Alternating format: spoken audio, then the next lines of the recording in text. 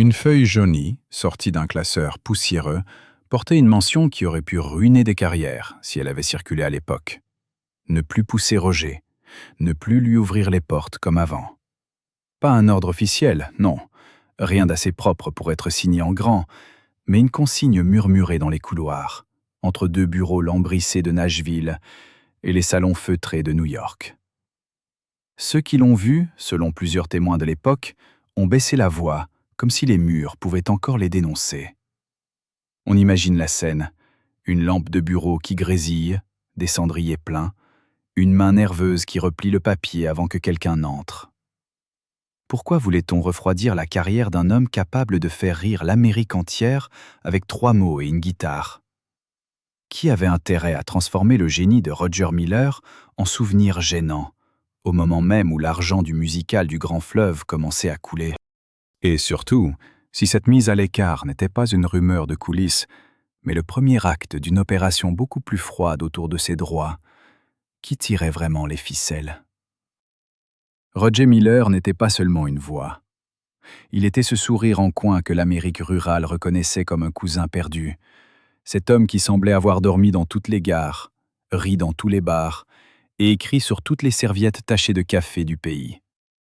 Avant les tapis rouges, avant les trophées, avant les applaudissements de Broadway, il y avait un gamin déplacé, cabossé, élevé loin du confort, avec une faim immense dans le ventre, une phrase comique toujours prête à sortir pour cacher ce qui faisait mal. Voilà le premier contraste, celui que les puissants n'aiment jamais entendre. Roger venait du monde où l'on comptait les pièces, où l'on réparait les chemises, où une guitare pouvait être à la fois un jouet, une arme et une promesse. Puis, des années plus tard, son nom circulait dans les bureaux où l'on parlait de pourcentage, de droits dérivés, de participation, de maisons d'édition, de comptes séparés, de clauses invisibles pour le public. Sur scène, il avait l'air léger.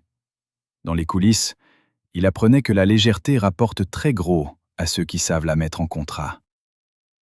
Et là commence la partie que les admirateurs, surtout ceux qu'il avait aimés pour son humour et ses chansons de vagabond, n'ont presque jamais voulu regarder en face. À Nashville, Roger avait été le clown triste des studios. Il pouvait arriver avec des chaussettes dépareillées, lancer une phrase absurde, faire rire des musiciens épuisés, puis soudain sortir une mélodie tellement juste que le silence tombait dans la pièce. Les producteurs adoraient ce mélange. L'homme semblait incontrôlable, mais la machine à chanson, elle, crachait de l'or. Son hymne du vagabond roi de la route avait donné à Roger une image d'homme libre, presque sans attache, comme s'il pouvait vivre avec une valise, une blague et un ticket de but. Mais cette image, si séduisante, a peut-être servi à le dépouiller symboliquement. Car un homme que le public croit insouciant, qui ira vérifier ligne par ligne ses relevés de droit, qui soupçonnera que derrière le rire, quelqu'un d'autre tient le carnet de compte?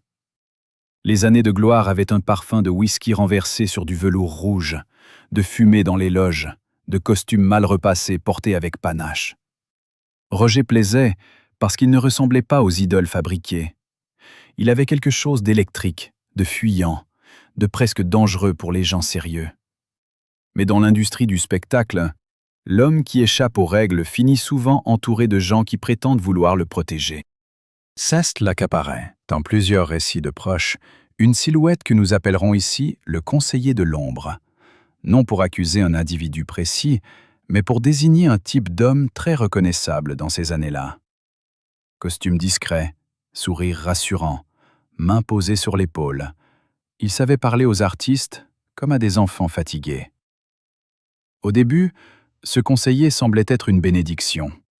Il rappelait les rendez-vous, classait les papiers, traduisait le jargon juridique, éloignait les importuns, disait à Roger « Laisse-moi m'occuper des détails, toi. Écris. » Pour un créateur débordé, pour un homme qui préférait les mots aux colonnes de chiffres, c'était presque une délivrance. Mais les serpents les plus dangereux ne sifflent pas dès la première rencontre.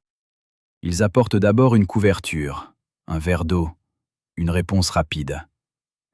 Ils deviennent indispensables avant de devenir opaques. Et Roger, lui, avait de plus en plus besoin qu'on le porte. Son génie était vif, mais son existence était faite de virages brusques, d'excès dont on parlait à demi-mot, de nuits trop longues, de promesses qu'il oubliait, de douleurs qu'il maquillait en plaisanterie. Les gens riaient, et souvent, ils ne voyaient pas que le rire était aussi un paravent. Quand le musical du Grand Fleuve a commencé à prendre forme, l'histoire semblait presque trop belle. Roger Miller, l'homme des chansons malicieuses et des refrains populaires, allait entrer dans le temple du théâtre musical. Pas par la petite porte, mais avec une œuvre inspirée de l'univers de Mark Twain, cette Amérique des radeaux, des fugues, des fleuves sombres et des consciences sales. Sur le papier, c'était une renaissance. Broadway n'était pas Nashville, et pourtant, Roger allait y imposer son accent, sa tendresse, son sens du rythme. Les salles sentaient la poussière chaude des fauteuils, le parfum cher, la laine humide des manteaux d'hiver. Dans le noir, des spectateurs qui n'avaient jamais mis les pieds dans un bar de l'Oklahoma découvraient sa musique comme une rivière qui montait. Le succès fut éclatant. Le music-hall du Grand Fleuve, lancé au milieu des années 80, récolta des récompenses prestigieuses et installa Roger dans un autre panthéon. Ce n'était plus seulement l'amuseur des radios, c'était l'auteur capable de convaincre Broadway, ce tribunal cruel où l'on applaudit fort un soir et où l'on oublie le lendemain. Mais plus le succès devenait respectable, plus l'argent devenait compliqué. Les billets vendus, les tournées, les enregistrements, les droits de représentation, les versions futures, les parts des auteurs, tout cela formait une toile où un artiste pouvait se retrouver prisonnier sans même voir les fils. Roger avait écrit des chansons qui semblaient venir d'un porche au soleil couchant, mais ces chansons entraient maintenant dans des circuits bancaires où le soleil ne brillait jamais. Et c'est ici que la rumeur de mise à l'écart prend un goût plus amer. Selon certains récits rapportés après coup, Roger n'aurait pas seulement été un artiste dont la mode passait. Il aurait été considéré comme imprévisible, difficile à vendre, embarrassant pour une industrie qui aimait ses génies à condition qu'ils restent obéissants. Était-il trop libre, trop drôle, trop lucide lorsqu'il faisait semblant d'être distrait? Ou bien savait-il déjà que certains relevés ne correspondaient pas à ce qu'on lui racontait? La peur de l'époque, c'était précisément cela. Si Roger parlait, si Roger cessait de plaisanter, si Roger demandait des comptes en public, combien de visages respectables auraient pâli? À la maison, le décor changeait. Les projecteurs disparaissaient, les applaudissements mouraient dans les murs, et l'on retrouvait un homme qui pouvait regarder une enveloppe administrative comme un ennemi. Mary, son épouse depuis la fin des années 70, voyait ce que le public ne voyait pas toujours. Les silences après les appels téléphoniques, les documents glissés trop vite dans un tiroir, les humeurs changeantes d'un homme que l'on disait chanceux, mais qui semblait parfois traqué. Il y avait aussi cette horloge invisible. Pas encore le final, pas encore la dernière porte qui se referme, mais quelque chose qui avançait, obstiné. Roger avait usé son corps dans des années de route, de studio, de nuits blanches et de plaisanteries lancées pour survivre à la fatigue. Ceux qui l'aimaient sentaient que le temps devenait plus étroit, que chaque nouveau contrat signé à la hâte pouvait devenir une bombe pour plus tard. Le public, lui, voyait la belle histoire. L'enfant pauvre, le chanteur facétieux, le triomphe inattendu à Broadway. Une Amérique qui adore transformer ses blessés en légendes pouvait dormir tranquille. Mais derrière ce conte, il y avait des portes fermées. Dans certaines conversations, on parlait de l'argent du Grand Fleuve, comme d'une source régulière, presque miraculeuse. Dans d'autres, on murmurait que Roger n'avait pas toujours la main sur ce qui portait pourtant son nom. Imaginez un instant ce paradoxe cruel. Un homme écrit la musique d'une œuvre qui continue à remplir des salles, qui fait travailler des acteurs, des musiciens, des producteurs, des techniciens, des agents. Chaque soir, quelque part, une partie de son âme monte sur scène, et chaque soir, des droits doivent naître de cette montée. Et pourtant, autour de lui, la prudence règne. On lui conseille de ne pas se fatiguer avec la paperasse. On lui dit que les avances, les retenues, les frais, les commissions, les anciennes obligations expliquent tout. On parle doucement, comme on parle à un malade ou à un enfant, mais les feuilles, elles, restent entre d'autres mains. Roger était-il l'auteur célébré que Broadway applaudissait? Ou l'homme fragile qu'un petit cercle avait décidé de gérer jusqu'à le rendre étranger à sa propre fortune? Et si la fameuse mise à l'écart n'avait pas seulement visé sa carrière, mais aussi sa capacité à poser la question la plus dangereuse de toutes: où va mon argent? Les chiffres auraient dû rassurer tout le monde, et c'est justement pour cela qu'ils donnent froid dans le dos. Dans les souvenirs de ceux qui ont approché le dossier, le musical du Grand Fleuve pouvait, selon certaines estimations jamais officiellement vérifiées qui circulaient dans l'entourage, générer jusqu'à 50 000 $ par mois en droits, une somme qui, à l'époque, représentait pour une famille entière la promesse d'une sécurité presque indécente. Pourtant, lorsque Mary finira par regarder ce qu'on lui avait longtemps présenté comme une mécanique bien huilée, elle ne trouvera pas un coffre débordant, mais, à en croire des témoignages difficiles à recouper, des traces, des trous, des retraits qui ressemblent à des pas dans la boue. Si cela avait été connu au moment du triomphe, si les spectateurs endimanchés avaient su que derrière les ovations se préparait peut-être une disparition financière, l'image du héros de Broadway aurait vacillé. Qui pouvait laisser un fleuve d'argent traverser une vie et n'en laisser que quelques flaques sur le sol? Qui savait? Qui signait? Qui détournait le regard? Et pourquoi les mains qui consolaient Mary semblaient-elles parfois connaître trop bien le chemin des banques? Il faut se représenter l'appartement ou la maison après les grandes soirées. Les fleurs se fanent dans un vase, les télégrammes de félicitations s'entassent, une veste de scène garde encore une odeur de poussière et de sueur. Roger, lui, peut passer d'une blague éclatante à une absence totale, comme si son esprit quittait la pièce avant son corps. Mary avait épousé un homme aimé, mais aussi un homme dispersé par la célébrité. Être l'épouse d'un artiste pareil, ce n'est pas seulement sourire sur les photos. C'est te répondre au téléphone quand les agents appellent, supporter les retards, comprendre les humeurs, deviner quand une plaisanterie cache une panique. Dans les années où le musical du Grand Fleuve continue de rapporter, l'écart entre l'image et le réel devient presque obscène. Au théâtre, les applaudissements tombent comme une pluie d'or. À la maison, des factures attendent, des enveloppes restent fermées, des relevés bancaires arrivent avec une froideur administrative qui ne respecte ni les trophées, ni les souvenirs. Le public âgé d'aujourd'hui se souvient peut-être de ce monde d'avant les écrans partout, ce monde où l'on ne vérifiait pas son compte en quelques secondes. Les banques envoyaient de papier, les signatures se faisaient à l'encre, les transferts semblaient lointains, presque abstraits. Pour un artiste souvent sur la route ou absorbé par la création, il suffisait de faire confiance à la mauvaise personne pour que des années de revenus glissent dans un brouillard parfait. Et Roger avait appris à faire confiance par fatigue. Il avait passé sa vie à transformer le chaos en couplet. Mais les contes, eux, ne pardonnent pas l'improvisation. Le conseiller de l'ombre, dans cette histoire, apparaît comme l'homme pratique, toujours prêt à expliquer que tel versement n'est pas encore arrivé, que tel montant est retenu pour des raisons contractuelles, que telle société doit d'abord récupérer des frais. Il ne crie pas, il ne menace pas. Il n'a même pas besoin de mentir grossièrement. Il noie. Il noie dans les termes, il noie dans les délais. Il noie dans ces phrases si fréquentes dans le show business. C'est normal, tout le monde fait comme ça. Tu verras au trimestre suivant. Et pendant que les mots apaisants s'accumulent, quelque part dans un bureau sans fenêtre, une ligne de plus s'inscrit dans un registre que Roger ne verra jamais. Pendant ce temps, Roger continue d'être Roger.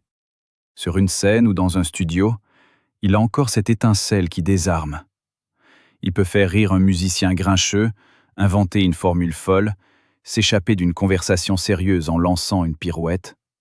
C'est son charme, et peut-être sa malédiction. Car dans les industries de l'argent, l'homme drôle est rarement pris au sérieux quand il se plaint. On croit qu'il exagère. On croit qu'il l'improvise encore. Et si un jour il dit « Je ne comprends pas où passe tout cela », on lui répond avec un sourire compatissant, comme si l'artiste était naturellement incapable de comprendre ses propres affaires. Le succès du Grand Fleuve, pourtant, n'était pas une illusion. Il avait été joué, applaudi, récompensé, commenté. Sa musique portait une part essentielle de l'œuvre, et les droits d'auteur devaient suivre la vie du spectacle comme l'ombre suit un corps. Mais les revenus artistiques ont une particularité cruelle. Ils peuvent être nombreux sans jamais arriver simplement. Une société encaisse, une autre répartit, une troisième retient, un agent prélève, un éditeur calcule, un avocat vérifie. À chaque étape, une petite main peut se servir légalement, ou presque légalement, jusqu'à ce que le créateur ne reconnaisse plus son propre gain. Selon le récit qui circulera dans l'entourage de Mary, certaines lignes des relevés deviendront plus tard impossibles à regarder sans malaise. Des retraits inhabituels, des mouvements vers des comptes dont la destination paraissait lointaine, des libellés secs, sans visage, où l'on devine pourtant des portes donnant sur des bureaux étrangers. Il faut insister sur la prudence. Beaucoup de ces éléments relèvent de dossiers privés, de témoignages, de recoupements difficiles, et non d'un procès public où chaque pièce aurait été disséquée devant les caméras. Mais c'est précisément ce qui rend l'affaire si vertigineuse. Les grandes disparitions d'argent ne se produisent pas toujours dans un fracas de coffre forcé. Parfois, elles se font poliment, avec des stylos chers et des enveloppes timbrées. Mary, dans cette première partie de l'histoire, n'est pas encore la veuve qui cherche les traces. Elle est la femme qui sent que quelque chose ne colle pas. Elle connaît les succès, elle entend parler des montants, elle voit les hommages, mais elle perçoit aussi le malaise d'un foyer où l'abondance promise ne se transforme pas en paix. C'est le drame domestique, derrière la façade dorée. Un couple peut dîner à côté d'un trophée brillant et se demander comment payer ce qui devrait être insignifiant pour quelqu'un dont le nom rapporte autant. Une maison peut contenir des souvenirs de gloire et des tiroirs pleins d'angoisse. Et puis, il y a Roger lui-même, pris entre la honte et le déni. Pour un homme parti de presque rien, admettre qu'il ne contrôle pas son argent, c'est plus qu'un problème de banque. C'est une humiliation intime. Il avait survécu à la pauvreté, aux routes, aux studios impitoyables, aux changements de mode. Il avait gagné l'admiration de deux mondes que tout oppose, la musique populaire et le théâtre prestigieux. Et pourtant, dans l'endroit le plus banal du monde, devant un relevé bancaire, il pouvait redevenir ce garçon pauvre qui ne comprend pas pourquoi la sécurité s'éloigne encore. Voilà pourquoi cette histoire parle autant à ceux qui ont connu l'époque des carnets de chèques et des guichets silencieux. On se rappelle qu'un banquier pouvait dire non avec un sourire, qu'un comptable pouvait vous perdre dans un labyrinthe, qu'une signature donnée trop vite pouvait revenir des années plus tard comme une morsure. Le plus troublant, c'est que le flot d'argent avait une source identifiable. Le musical du Grand Fleuve n'était pas une promesse vague, ni un projet abandonné. C'était une œuvre vivante, un succès installé, une machine à droit qui, mois après mois, devait produire une rentrée. Alors pourquoi l'impression de manque persistait-elle? Pourquoi les explications devenaient-elles plus compliquées à mesure que le succès semblait plus simple?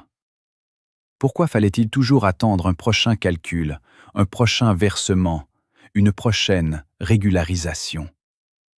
Dans les dîners professionnels, on devait encore lever son verre à Roger. On célébrait son génie, son humour, cette manière unique de mélanger la malice et la mélancolie. Des hommes en costume prononçaient son nom avec admiration, et peut-être aussi avec cette condescendance qui précède les trahisons. Car le pouvoir aime les artistes quand ils produisent. Il les aime moins quand ils demandent à voir les livres. Roger, avec son air d'éternel farceur, avait-il commencé à poser des questions qui dérangeaient? On raconte qu'à certaines périodes, Il devenait soudain grave lorsque l'argent était évoqué. Le visage se fermait, le regard partait vers la fenêtre, la plaisanterie ne venait pas. Ceux qui l'avaient toujours connu bavard sentaient alors une fissure. Mais chaque fois, la vie reprenait son bruit. Un appel, une chanson, une obligation, une fatigue. Et le conseiller de l'ombre, ou ceux qui lui ressemblaient, récupéraient le terrain perdu. C'est ainsi que les fortunes se volatilisent dans les biographies d'artistes. Pas forcément par un seul geste spectaculaire, plutôt par une suite de petites abdications, de procurations, de dossiers confiés, de questions remises à plus tard, jusqu'au jour où plus tard devient trop tard. Mary, elle, n'oubliera pas cette sensation. Le sentiment d'avoir vécu à côté d'un coffre invisible dont d'autres possédaient la combinaison. Le sentiment que les applaudissements entraient par la porte principale, tandis que large sortait par une porte de service. Et si le musicat du grand fleuve rapportait réellement de quoi assurer des années de tranquillité, pourquoi Roger semblait-il parfois entouré non pas de protecteurs, mais de gardiens d'un secret que lui-même n'avait pas le droit de comprendre? Dans une boîte de documents que personne ne regardait plus, il y avait, selon une version rapportée par l'entourage, un carnet au coin fatigué, glissé entre de vieilles coupures de presse et des papiers de banque. Pas un trésor de cinéma, pas une lettre parfumée, mais quelques pages couvertes d'annotations, de montants arrondis, de noms abrégés, de flèches nerveuses, tracées comme par quelqu'un qui essayait de reconstituer un vol sans oser prononcer le mot. Si ce carnet avait été rendu public au moment où l'Amérique applaudissait encore le triomphe du grand fleuve, il aurait posé une question insupportable. Pourquoi Roger semblait-il additionner lui-même des sommes que d'autres étaient censés gérer pour lui? Qui avait caché ces notes? Qui les avait oubliées? Qui espérait qu'elles disparaissent avec la poussière? Et si ces pages ne prouvaient pas tout, pourquoi donnait-elle l'impression que l'artiste avait compris, avant beaucoup d'autres, qu'une partie de son fleuve d'argent prenait un autre cours? Le carnet, réel ou reconstitué par fragments dans les souvenirs, est devenu dans cette affaire un symbole. Il représente ce moment où le masque tombe. Non pas devant une foule, non pas au tribunal, mais dans le silence d'une table, avec un crayon, une calculatrice, et la peur froide de découvrir que les chiffres ne chantent pas. Roger avait toujours eu un rapport étrange au sérieux. Les gens voulaient qu'il l'amuse. Lorsqu'il devenait grave, cela mettait tout le monde mal à l'aise, comme si un clown retirait son maquillage en plein dîner. Pourtant, l'artiste qui écrit des chansons comprend souvent mieux les vérités humaines que les juristes les mieux payés. Roger savait repérer les faux sourires. Il savait entendre dans une phrase ce que l'autre ne disait pas. Alors imaginez-le face à ces papiers. Les lunettes peut-être posées trop bas, les doigts tachés d'encre, une cigarette consumée dans un cendrier, l'air soudain absent. Sur une ligne, un montant attendu. Sur une autre, un versement moindre. Plus loin, un retrait, une commission, une destination dont le nom ne raconte rien à un homme qui a grandi loin des paradis fiscaux et des montages sophistiqués. Le contraste social devient presque brutal. Un côté, Broadway, les affiches lumineuses, les critiques, les robes de soirée, les coupes levées dans des réceptions où chacun parle fort pour être vu. De l'autre, un homme issu de la poussière, assis devant des papiers qui semblent écrits dans une langue étrangère, essayant de comprendre pourquoi son succès nourrit tant de monde avant de le nourrir lui. Ce n'est pas seulement une histoire d'argent, c'est une histoire de pouvoir. Celui qui comprend les documents domine celui qui les signe. Celui qui contrôle les délais contrôle la colère. Celui qui distribue l'information peut transformer une victime en homme confus. Dans le cas de Roger, cette domination était d'autant plus efficace que sa réputation jouait contre lui. On pouvait toujours dire qu'il était distrait, qu'il mélangeait tout, qu'il oubliait les arrangements, qu'il avait accepté ceci ou cela dans un moment de fatigue. C'est une vieille méthode, faire passer l'artiste pour désordonné afin que l'ordre apparent des gestionnaires devienne intouchable. Mais les proches qui l'ont vu travailler savaient une chose. Derrière les éclats, Roger n'était pas idiot. Il pouvait se perdre dans la vie quotidienne, oui, mais pas dans l'instinct. Et son instinct, semblait-il, lui soufflait que quelque chose clochait. Il y eut des appels plus secs, des demandes de copies, des questions sur les droits du grand fleuve, des conversations qui commençaient cordialement et se terminaient dans une tension visible. Le conseiller de l'ombre, ou le système qu'il incarnait, répondait toujours par l'apaisement.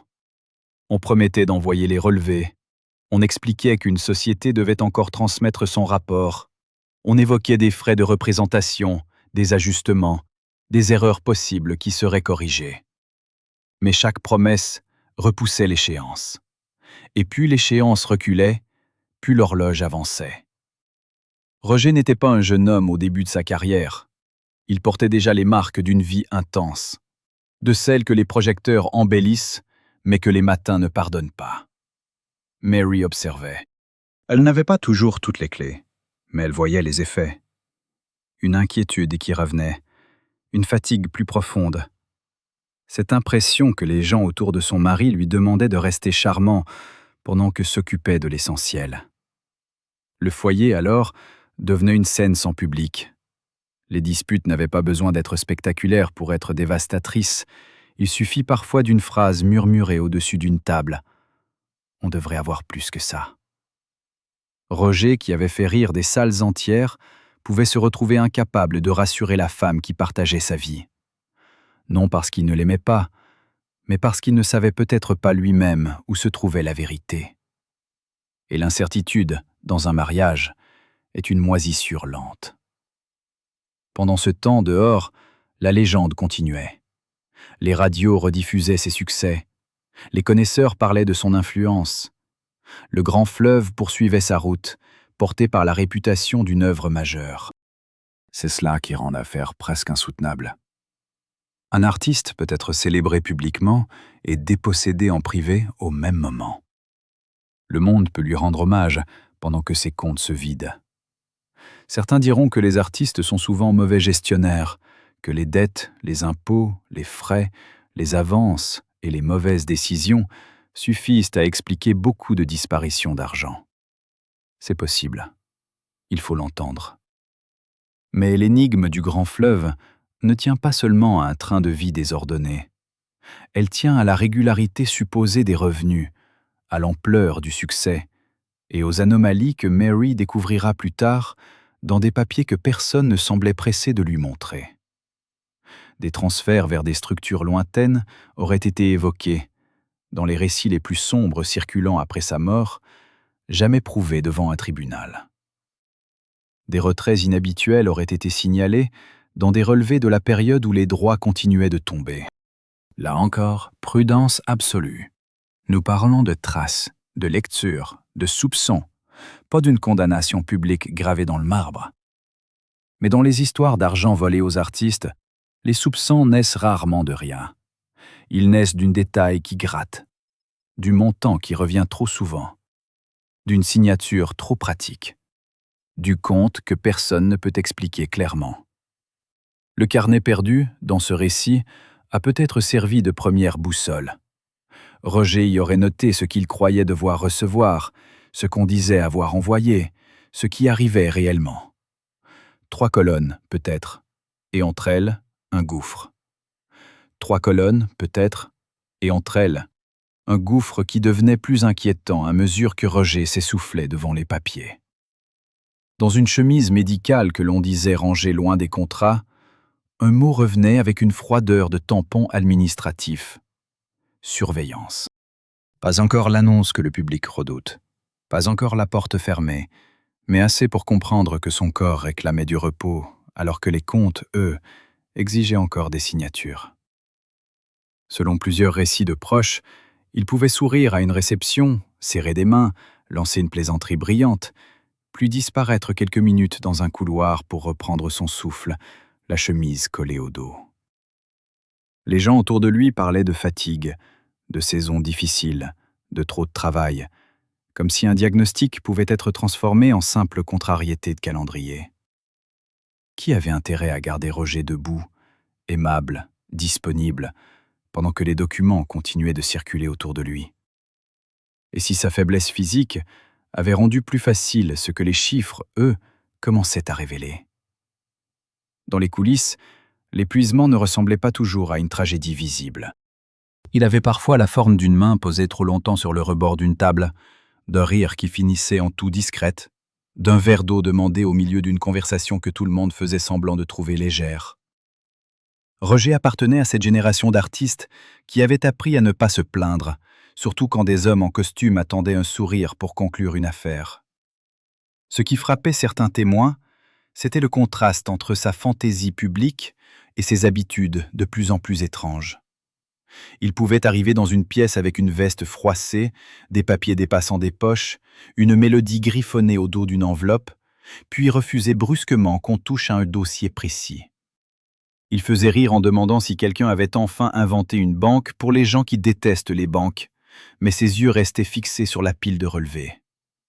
Ses manies agaçaient. On le trouvait imprévisible, difficile, presque ingrat. Dans les couloirs où l'on avait applaudi son génie, on commençait à murmurer qu'il compliquait tout, qu'il ne comprenait rien aux affaires, qu'il fallait le protéger de lui-même. C'est souvent ainsi que le pouvoir se prépare une excuse. On transforme l'inquiétude légitime d'un artiste en caprice, puis son caprice en symptôme, et enfin, son symptôme en argument pour l'écarter de ses propres décisions. Plus Roger posait de questions, plus certains pouvaient répondre qu'il était trop fatigué pour suivre. Mary voyait cette mécanique avec une angoisse croissante. Elle ne possédait pas toutes les pièces, mais elle connaissait les rythmes de son mari. Elle savait distinguer une humeur passagère d'une peur qui s'installe dans les épaules, dans le regard, dans la façon de garder une enveloppe à portée de main. À cette époque, l'argent du grand fleuve n'était plus seulement une promesse abstraite. Des chèques auraient dû arriver avec une régularité rassurante, comme une pension de victoire après tant d'années de route et de studio.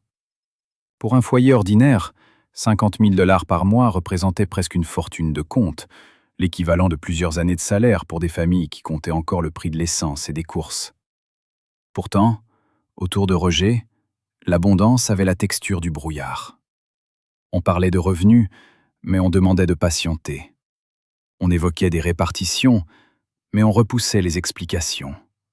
On promettait des tableaux complets, mais il fallait toujours attendre la prochaine enveloppe, le prochain calcul, le prochain rapport venu d'un bureau que personne ne semblait pouvoir joindre directement. Dans cette zone grise, le conseiller de l'ombre trouvait toute sa place. Il n'était pas forcément l'homme qui vole dans les récits simples.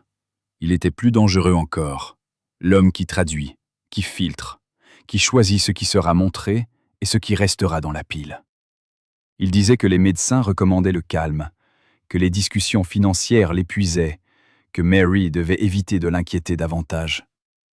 La phrase paraît douce, elle peut même sembler protectrice, mais dans une affaire d'argent, retirer l'inquiétude à quelqu'un, c'est parfois lui retirer aussi la possibilité de se défendre. Un incident, rapporté par un proche resté longtemps silencieux, donne à cette période une couleur presque cinématographique. Lors d'une réunion privée autour de documents liés au grand fleuve, Roger aurait demandé à voir non pas un résumé, mais les relevés détaillés.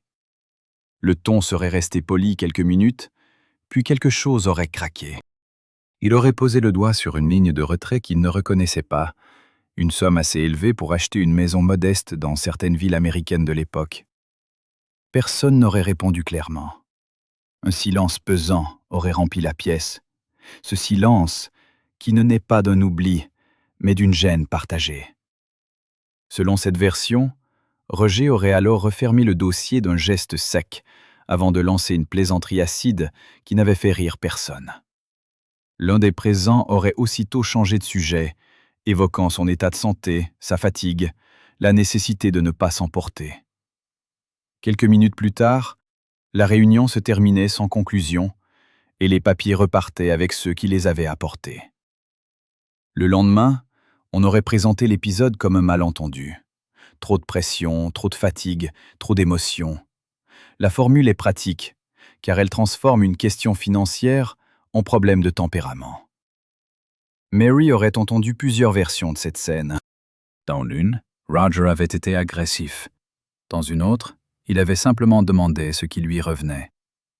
Cette divergence est capitale, car elle montre comment une même minute peut être réécrite selon les intérêts de ceux qui la racontent. Il faut imaginer la solitude d'un homme célèbre dans une telle situation. Dans la rue, on le reconnaît, on l'aime, on lui demande une signature, on lui parle de chansons qui ont accompagné une jeunesse. Mais dans la pièce où se décident ses revenus, il peut se retrouver seul face à des gens qui connaissent les clauses mieux que lui. Ce déséquilibre devient encore plus cruel lorsque la santé entre dans l'équation. Un artiste fatigué lit moins longtemps, conteste moins fort, reporte plus facilement. Il signe aujourd'hui ce qu'il aurait peut-être relu demain. Les proches évoquaient aussi des rituels qui, avec le recul, prennent un air de signal d'alarme. Roger gardait certains papiers près de lui, parfois dans une poche intérieure, parfois dans une serviette qu'il ne confiait à personne. Puis, soudain, par lassitude ou confiance, il les laissait disparaître entre les mains de celui qui promettait de mettre tout cela au propre. Cette oscillation entre méfiance et abandon est typique des artistes épuisés par l'administration. Ils sentent le danger, mais le danger parle une langue qui les fatigue. Alors ils se raccrochent à la personne qui semble comprendre, même si cette personne est peut-être le passage obligé par lequel l'argent s'éloigne. Autour de lui, les réactions devenaient contradictoires. Certains musiciens, fidèles aux années de route, voyaient un homme qu'on pressait encore comme un citron déjà sec. D'autres, dans des cercles plus mondains, trouvaient qu'il dramatisait, qu'il avait eu sa chance, qu'il devait laisser les professionnels gérer. La jalousie n'était jamais loin. Roger avait obtenu ce que beaucoup d'auteurs rêvaient d'obtenir. Un succès populaire, puis une reconnaissance théâtrale. Pour ceux qui avaient passé leur vie à courir derrière une seule de ces consécrations, il était tentant de considérer ces plaintes comme indécentes. Mais les douleurs du corps et les douleurs de l'argent se nourrissent l'une l'autre. Quand on se sent affaibli, chaque document opaque devient une menace plus grande. Quand on soupçonne que l'on vous cache quelque chose, chaque malaise physique devient une raison de se hâter.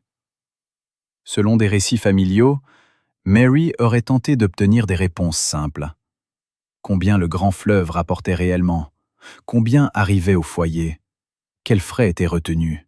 Qui autorisait les retraits? Les réponses, lorsqu'elles venaient, avaient l'élégance glacée des bureaux. On parlait de calendrier de paiement, de quote-part, de frais anciens, de compensations, d'avances récupérées. Rien qui ressemble à un aveu, tout qui ressemble à une forêt. Dans cette forêt, Roger avançait avec une lampe qui faiblissait. Son humour revenait encore, mais par éclairs. Il pouvait lancer une phrase hilarante sur les comptables qui devraient écrire des chansons tristes, puis rester muet le reste de la soirée. Ce qui demeure troublant, ce n'est pas seulement qu'il ait été malade ou fatigué, c'est que cette fatigue ait pu devenir un argument pour le tenir à distance de ses propres droits. Et si la fragilité de Roger n'avait pas seulement attristé son entourage, mais arrangé ceux qui préféraient que certaines colonnes ne soient jamais additionnées devant lui. Dans le coffre d'un bureau où Roger n'entrait presque jamais, selon une version rapportée par des personnes proches du dossier, dormait un document dont la sécheresse faisait plus peur qu'une menace.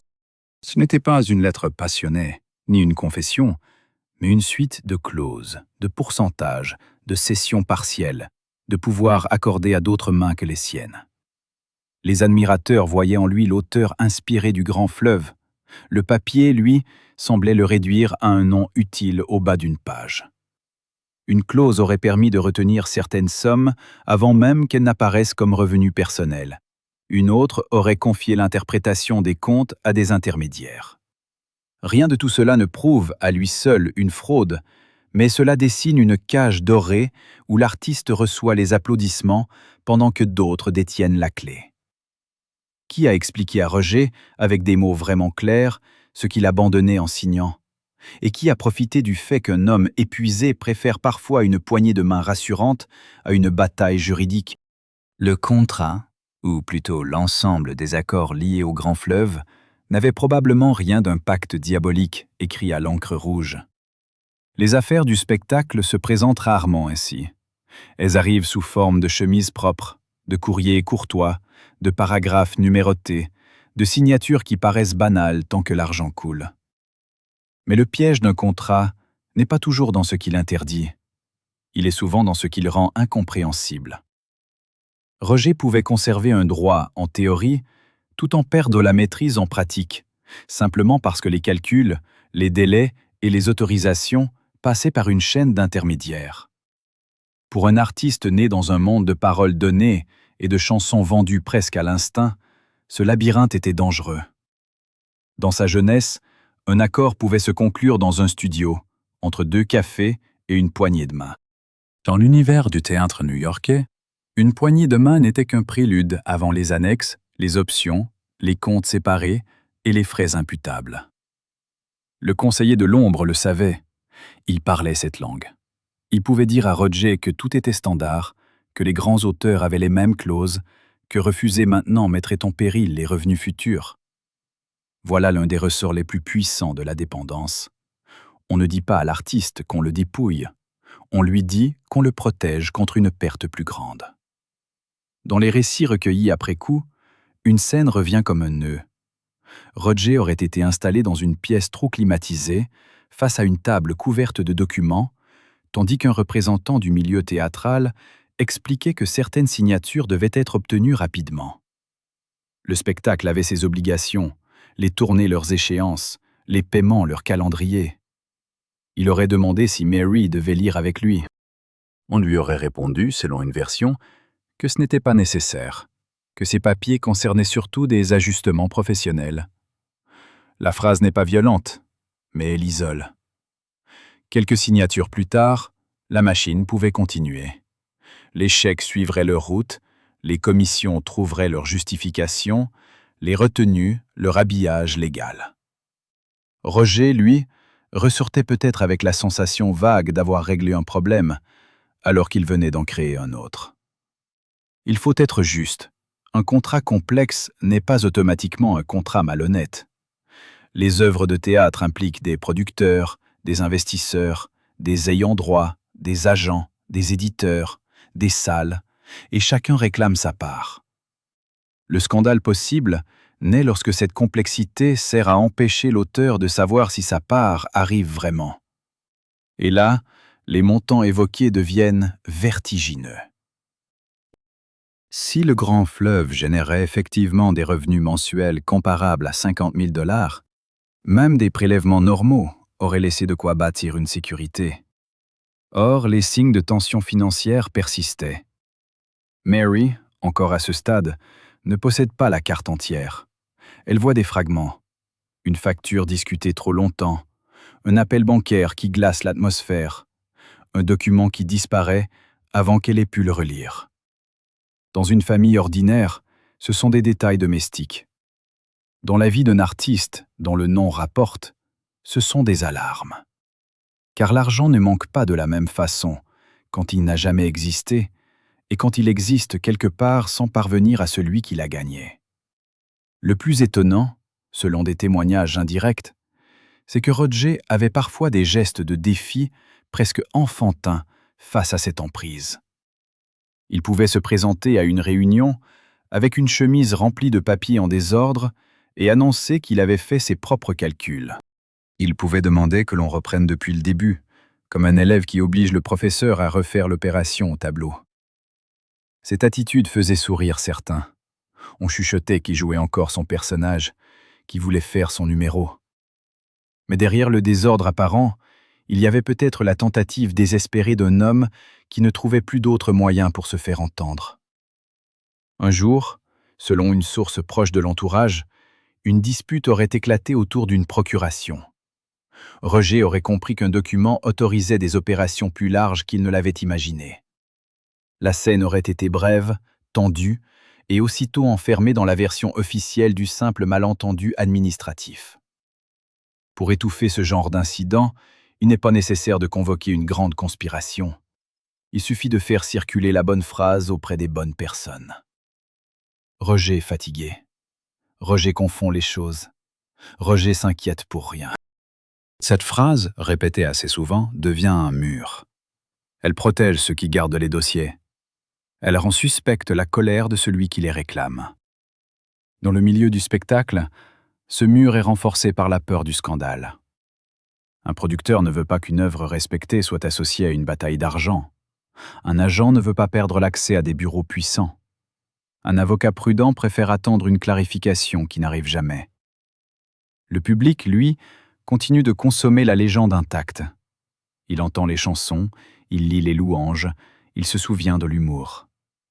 Il ignore que, dans les marges du succès, une guerre silencieuse peut se jouer autour d'une virgule contractuelle. Il y avait aussi la question des anciennes dettes, souvent utilisée comme explication passe-partout dans les vies d'artistes. Oui, Roger avait connu des périodes d'excès et de désordre. Oui, il avait pu dépenser trop vite, aider trop facilement, négliger des obligations. Mais un passé compliqué ne suffit pas à faire disparaître un fleuve entier. Il peut expliquer des retenues, des dettes fiscales, des frais accumulés.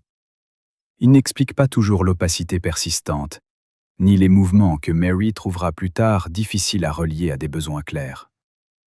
C'est là que le contrat devient une arme morale.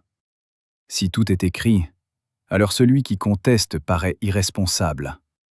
Si la clause existe, alors la question devient non pas « est-ce juste ?», mais « pourquoi avez-vous signé ?»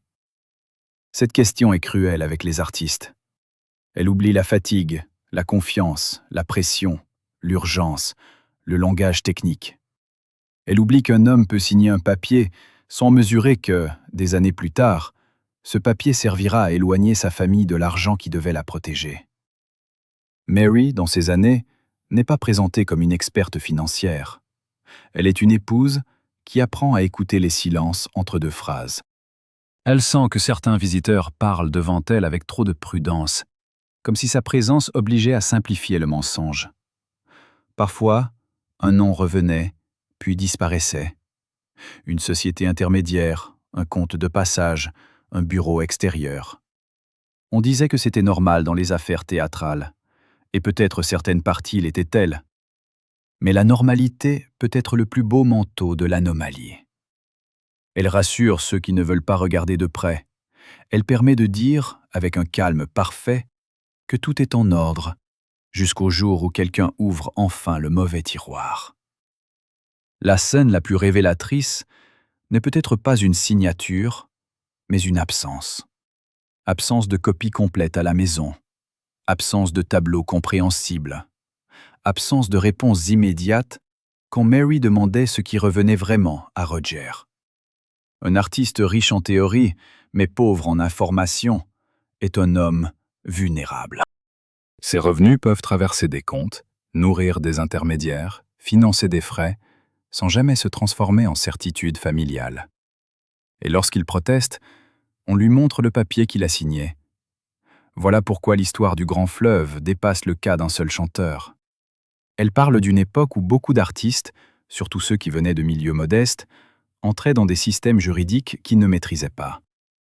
On applaudissait leur authenticité, puis on les enfermait dans des clauses que leur authenticité les empêchait de soupçonner. Roger avait bâti sa carrière sur l'instinct.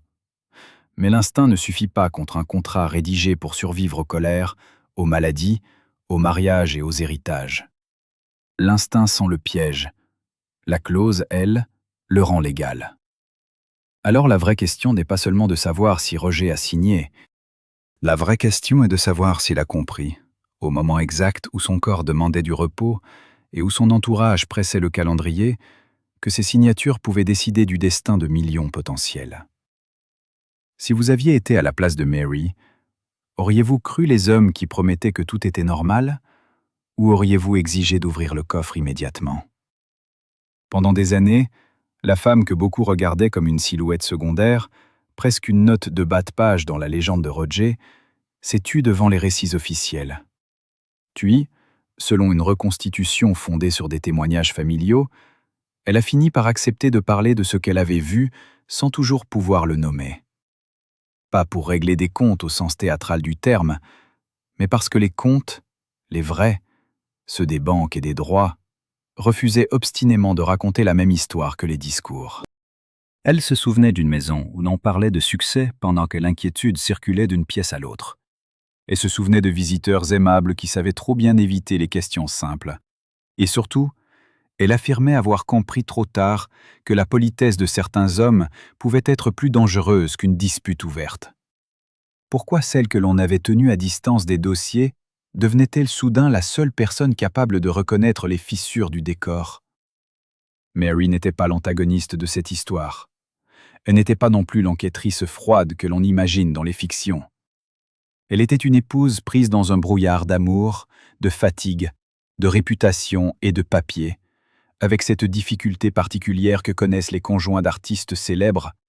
On leur demande de soutenir le génie, mais rarement de contrôler la caisse.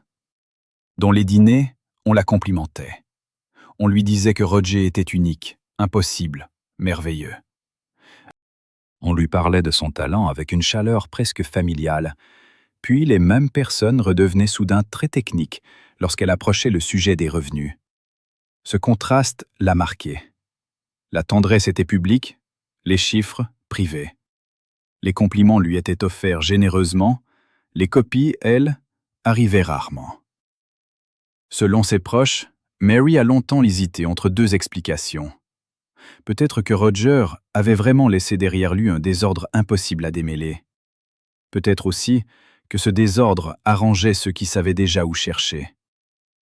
C'est dans cette hésitation que surgit une figure plus trouble encore. Non pas forcément une femme fatale au sens des vieux mélodrames, mais une présence de coulisses que plusieurs récits décrivent comme séduisante par son efficacité. Une personne ou un petit cercle, proche des bureaux, capable d'obtenir un rendez-vous, de faire passer un message, de calmer un créancier, de rendre service au bon moment. Le genre d'allié qui vous sauve d'un incendie en gardant les clés de la maison. Roger, qui aimait les personnages hauts en couleur, pouvait être attiré par ce type d'énergie. Il avait besoin de gens qui bougent vite, qui connaissent les portes, qui parlent aux avocats sans trembler. Dans l'univers du spectacle, ses auxiliaires deviennent parfois des amis, parfois des confidents, parfois des tentations.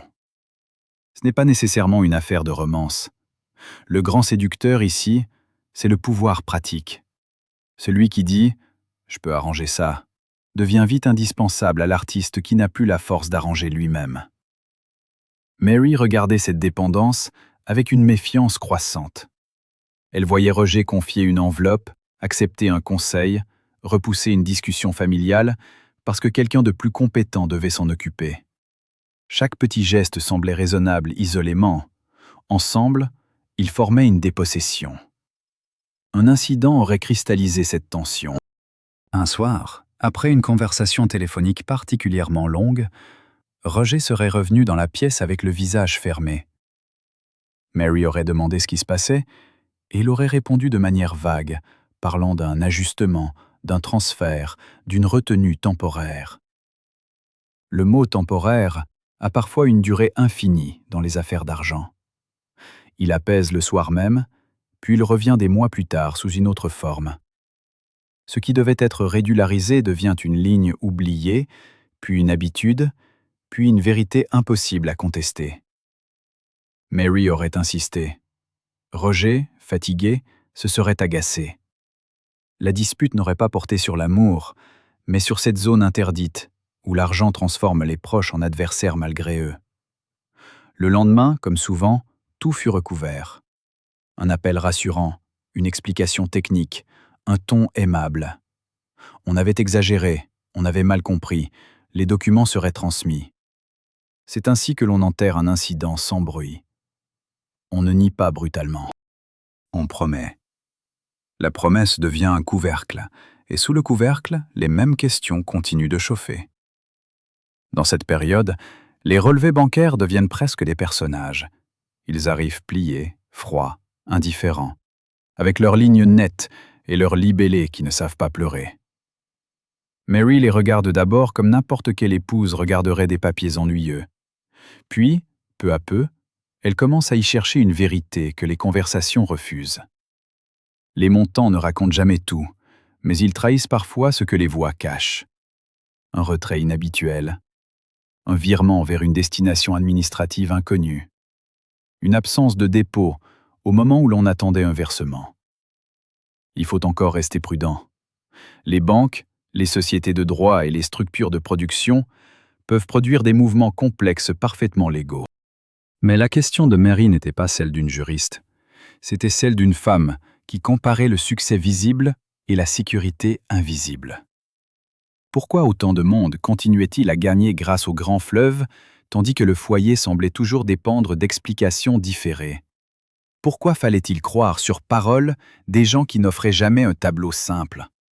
Pourquoi l'argent était-il toujours en route, jamais vraiment arrivé? La solitude de Mary venait aussi de la manière dont on juge les épouses. Si elle insistait, elle risquait de passer pour intéressée. Si elle se taisait, elle laissait d'autres organiser le récit.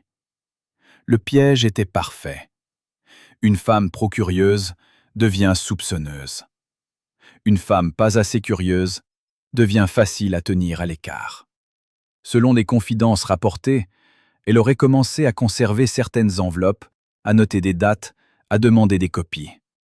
Ce geste banal, presque domestique, a l'importance d'un premier soulèvement. Dans les affaires de pouvoir, celui qui garde les papiers commence déjà à reprendre un territoire. Autour d'elle, certains minimisaient. Ils disaient que les artistes avaient toujours des comptes compliqués. Ils rappelaient les frais, les avances, les obligations anciennes, les dépenses imprévues. Mais Mary n'essayait pas de prouver une légende noire en une soirée. Elle voulait comprendre. Et comprendre, dans un système bâti sur l'opacité, devient rapidement un acte hostile. Le conseiller de l'ombre, ou ce cercle qui remplissait la même fonction, changea alors de ton. Toujours poli, mais moins disponible. Toujours rassurant, mais plus distant. Quand une personne ignorée commence à poser les bonnes questions, les portes ne claquent pas forcément. Elles se ferment plus doucement. On ne répond pas aujourd'hui, on rappellera demain, on doit vérifier, on cherche le dossier. La beauté cruelle de cette histoire tient à ce que personne n'a besoin d'apparaître comme un monstre. Il suffit d'hommes pressés, de dossiers dispersés, de commissions acceptées, d'un artiste affaibli, d'une épouse tenue à l'écart et d'une œuvre qui continue de produire. Le scandale peut naître de la somme des petites lâchetés autant que d'un grand plan. Mary, pourtant, avait un avantage que les autres sous-estimaient. Elle connaissait Roger sans le décor. Elle savait quand son rire sonnait vrai et quand il servait à échapper à la honte. Elle se rappelait ses moments de panique devant certains papiers. Elle se rappelait les phrases inachevées. Elle se rappelait surtout ce mélange de colère et d'impuissance qui apparaissait lorsque le grand fleuve, ce succès censé les libérer, devenait un sujet de malaise.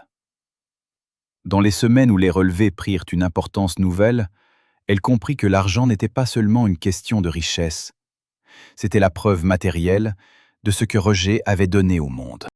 Si ses droits disparaissaient, ce n'était pas seulement un compte qui se vidait, c'était une part de son travail qui devenait étrangère à sa propre maison. La scène la plus simple est peut-être la plus douloureuse. Mary assise à une table, un crayon à la main, comparant des dates, entourée de papiers dont l'encre semble plus froide que la nuit. Dans une autre pièce peut-être, un souvenir de Roger flotte encore, une plaisanterie, une chanson, un éclat de voix. Elle ne peut pas encore tout démontrer. Elle ne sait pas encore quelles portes s'ouvriront, ni quelles portes resteront murées. Mais elle comprend que la vérité ne viendra pas d'un aveu spontané. Elle devra suivre les lignes, les dates, les signatures, les absences, les silences. Et c'est là que l'histoire bascule vers une enquête plus intime, plus dangereuse. Car elle ne concerne plus seulement Roger l'artiste, mais Mary, face à des gens qui ont longtemps parlé plus fort qu'elle. Si vous aviez trouvé, dans vos propres papiers de famille, des traces d'argent promis, mais jamais visibles, auriez-vous accepté les explications polies? Ou auriez-vous suivi chaque ligne jusqu'à son dernier destinataire? Crochet utilisé jusqu'ici. 12, 9, 1, 7, 4, 5. Il y avait dans la maison un objet que personne ne mentionnait jamais devant les visiteurs. Pas un tableau, pas un trophée, pas une lettre encadrée. Un simple agenda de bureau, à la couverture bordeaux usée au coin, que Roger gardait dans le tiroir du bas de son secrétaire. Selon une personne qui l'a tenu entre ses mains des années plus tard, il ne contenait pas de rendez-vous ni de numéro de téléphone. Il contenait des chiffres. Des colonnes de chiffres, tracées à la main, avec des dates et des abréviations que seul Roger pouvait déchiffrer. Certaines lignes étaient soulignées 2 fois, d'autres barrées d'un trait nerveux.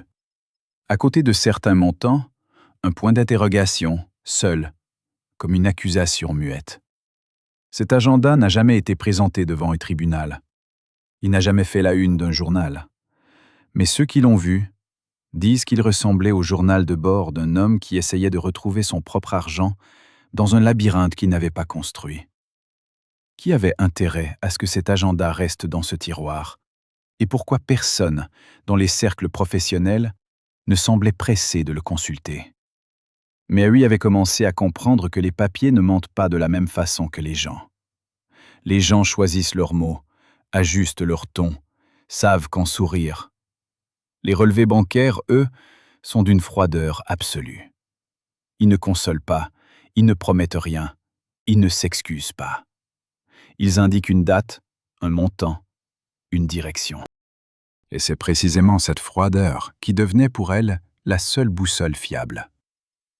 Elle avait commencé à rassembler les enveloppes avec une méthode presque domestique, sans prétention d'enquêtrice, sans vocabulaire juridique. Elle les classait par mois, les posait côte à côte, cherchait la régularité. Dans une vie normale, les revenus d'une œuvre à succès devraient dessiner une ligne prévisible, peut-être variable selon les saisons théâtrales, mais reconnaissable. Ce qu'elle voyait, elle, ressemblait davantage à une carte de géographie accidentée, avec des creux inexpliqués là où des sommets auraient dû se trouver. Un mois de 1992 revenait avec une insistance particulière dans ses notes. Les droits du grand fleuve auraient dû produire leur versement habituel. Or, le relevé de ce mois montrait un dépôt nettement inférieur à ce que les mois précédents laissaient attendre, suivi, quelques jours plus tard, d'un retrait dont le libellé administratif ne correspondait à aucune dépense que Mary pouvait identifier dans la vie quotidienne du foyer. Elle avait demandé une explication.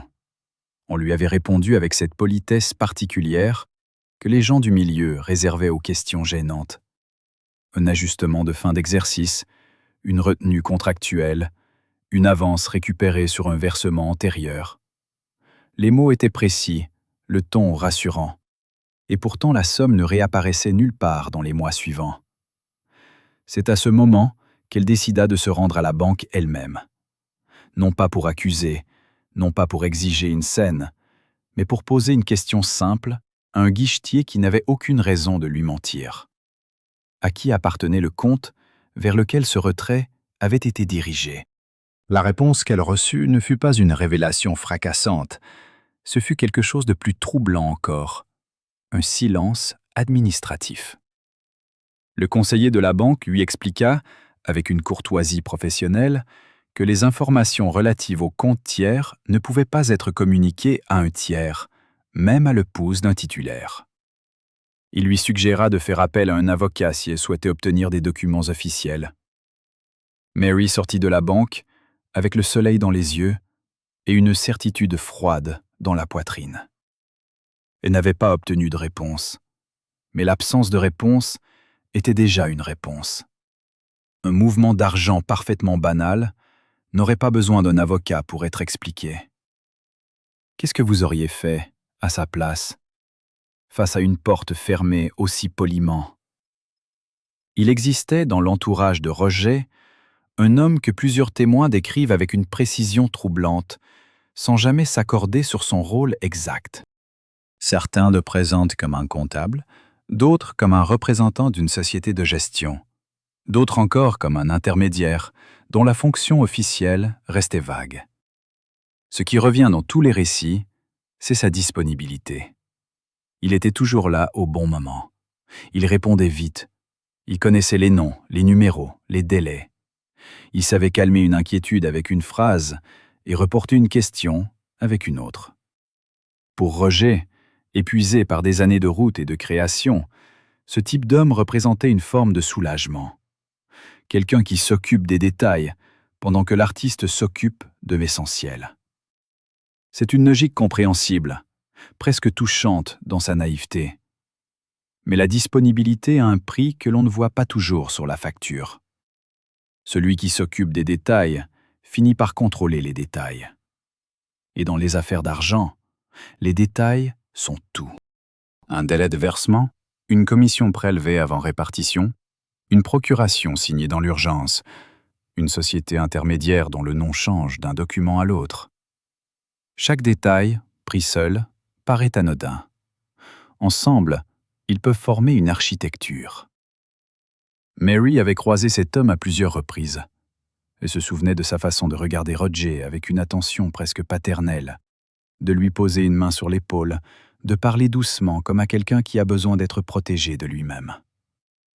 Elle se souvenait aussi de la façon dont il changeait imperceptiblement de registre lorsqu'elle entrait dans la pièce. Pas d'hostilité ouverte, juste une légère contraction, un sourire un demi-ton plus formel, une phrase qui se terminait un peu plus vite. Ce n'est pas une preuve. Ce n'est même pas une accusation. C'est une sensation que les femmes qui vivent à côté du pouvoir apprennent à reconnaître. La sensation d'être tolérée dans une pièce où l'on préférerait qu'elle ne soit pas. Après sa visite à la banque, Mary avait cherché un avocat. Pas un grand cabinet new-yorkais avec des couloirs en marbre et des secrétaires en tailleur, mais un homme de confiance, recommandé par une amie, qui connaissait les contrats du spectacle sans appartenir au cercle qui gravitait autour de Roger. La première consultation avait duré 2 heures.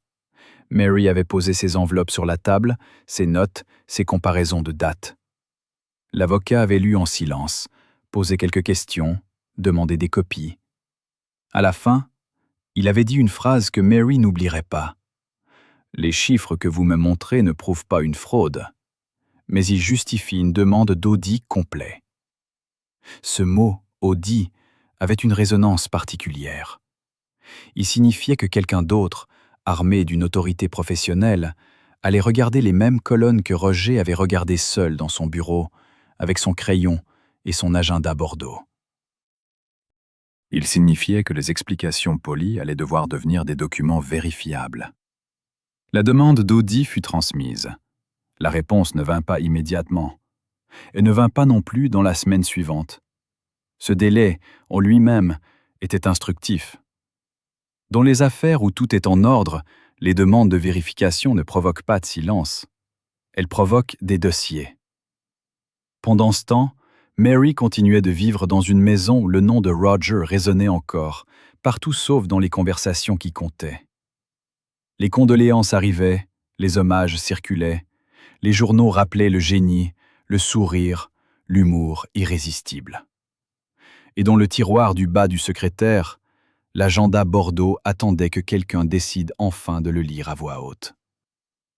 Pourquoi les gens qui avaient le plus parlé de Roger pendant sa vie semblaient-ils les moins pressés de répondre aux questions de sa veuve? Il y avait une femme que Roger voyait en secret depuis plusieurs années, et ce secret n'avait rien de romantique. C'était une voyante, ou plutôt une femme que ses proches appelaient ainsi, faute du meilleur mot, une personne âgée qui vivait dans une maison discrète à la périphérie d'une ville que Roger traversait régulièrement en tournée. Selon le témoignage d'une chauffeur qui l'avait accompagné plusieurs fois, Roger demandait toujours que la visite reste entre eux. Pas par honte, semblait-il, mais par une superstition profonde que la célébrité rendait encore plus fragile.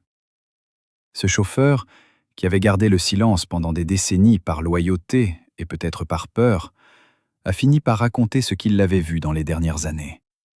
Il décrit Roger entrant dans cette maison avec une tension visible dans les épaules et en ressortant parfois soulagé, parfois plus sombre encore. Il se souvient d'une visite en particulier, vers la fin, où Roger était resté plus longtemps que d'habitude. Quand il était remonté dans la voiture, il n'avait pas plaisanté, n'avait pas lancé une de ces formules absurdes qui meublaient d'habitude les trajets. Il avait regardé par la fenêtre et dit, presque pour lui-même, qu'il aurait dû écouter plus tôt. Écouter quoi?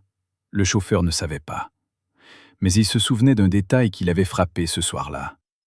Roger portait habituellement une chevalière en argent à la main droite, un objet simple, sans inscription visible, qu'il ne retirait jamais en public. Ce soir-là, en remontant dans la voiture, sa main droite était nue. Il n'avait pas répondu quand le chauffeur avait demandé si tout allait bien. Il avait juste regardé ses doigts un moment, puis fermé les yeux. La chevalière ne réapparut jamais, ni dans les photos des semaines suivantes, ni dans les inventaires établis après sa mort. Certains membres de l'entourage disent ne pas se souvenir de cet objet. D'autres affirment qu'ils ne s'en séparaient jamais. Cette contradiction, minuscule en apparence, a hanté Mary longtemps. Non pas parce qu'une bague change quoi que ce soit au compte bancaire, mais parce qu'elle symbolisait quelque chose d'impossible à nommer. La sensation que Roger avait su, avant les autres, que quelque chose d'irréversible approchait. La voyante, contactée des années plus tard par un journaliste qui travaillait sur la biographie de Roger, refusa de parler de leur conversation. Elle dit seulement qu'elle ne trahissait jamais ceux qui lui faisaient confiance et que certaines vérités appartiennent aux morts. Cette phrase, rapportée dans un article de presse de la fin des années 90, fut lue par Mary comme une confirmation de ce qu'elle avait toujours senti sans pouvoir le formuler. Roger avait porté des peurs qu'il n'avait jamais partagées avec elle. Des peurs qui n'étaient peut-être pas seulement médicales. Dans les semaines qui précédèrent la fin, Roger avait eu des gestes inhabituels. Il avait demandé à voir certains documents que, d'habitude, il laissait entre les mains du cercle professionnel. Il avait posé des questions sur des sociétés dont les noms apparaissaient dans les relevés sans explication claire. Il avait demandé, selon un proche, si Mary avait accès à tous les comptes en cas de besoin. Cette dernière question est peut-être la plus révélatrice. Un homme qui demande si son épouse pourra accéder aux comptes en cas de besoin est un homme qui envisage sa propre absence. Et un homme qui pose cette question à ce moment précis est peut-être aussi un homme qui doute que la réponse soit oui. La chevalière disparue, les visites secrètes, les questions tardives sur les accès bancaires. Aucun de ces éléments ne constitue une preuve de quoi que ce soit, mais ensemble, ils dessinent le portrait d'un homme qui sentait le sol se dérober, non seulement sous ses pieds physiquement, mais sous la construction entière de ce qui l'avait bâti. Si Roger savait, dans ces dernières semaines, que quelque chose n'allait pas dans ses comptes, pourquoi n'a-t-il pas parlé plus fort? Et qui, autour de lui, avait intérêt à ce qu'il reste silencieux? Le rapport d'Audie, lorsqu'il arriva enfin, ne ressemblait pas à une bombe. Il ressemblait à un document de travail, dense, technique, rempli de références à des articles contractuels et de tableaux comparatifs. L'avocat de Marie le lut en entier, avant de lui en expliquer les points essentiels, avec la prudence d'un homme qui sait que les mots ont des conséquences. Ce qu'il lui dit, en substance, était ceci. Les flux de revenus liés au grand fleuve présentaient des irrégularités qui méritaient des éclaircissements. Certains versements avaient transité par des structures intermédiaires dont la justification contractuelle n'était pas immédiatement évidente.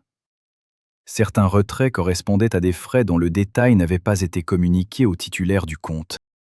Et plusieurs mouvements de la période allant de 1990 à 1992 pointaient vers des comptes dont la destination finale restait difficile à établir sans coopération des parties concernées. L'avocat fut clair sur un point. Rien dans ce rapport ne constituait une preuve de fraude au sens juridique strict. Mais tout justifiait une demande formelle de transparence. Et si cette demande restait sans réponse satisfaisante, d'autres recours existaient. Mary écouta sans interrompre. Puis elle posa une seule question. Combien d'argent aurait dû arriver et n'est-ce pas arrivé? L'avocat hésita. Il dit qu'une estimation précise nécessiterait l'accès à des documents que les parties adverses n'avaient pas encore fournis.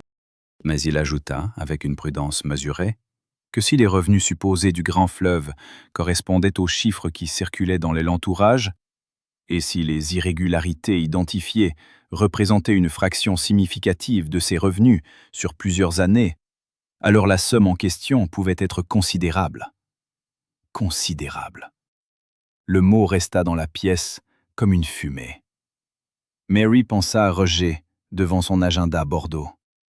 Elle pensa aux colonnes de chiffres tracées à la main, aux points d'interrogation solitaires.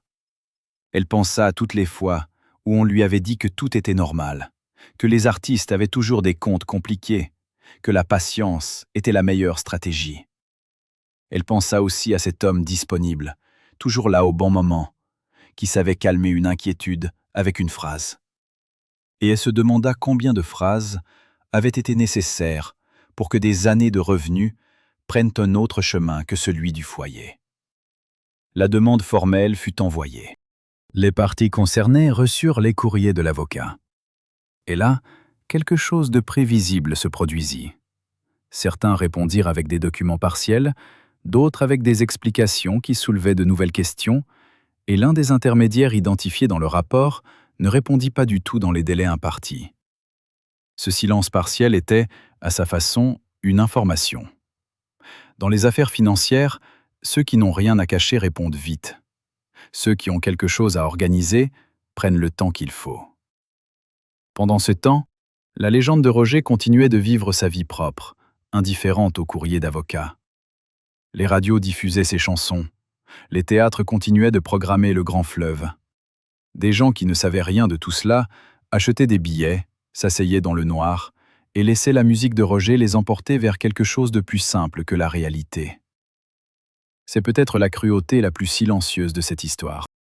Une œuvre peut continuer de toucher des milliers de personnes pendant que son auteur, ou sa mémoire, est au cœur d'une bataille que personne dans la salle ne soupçonne.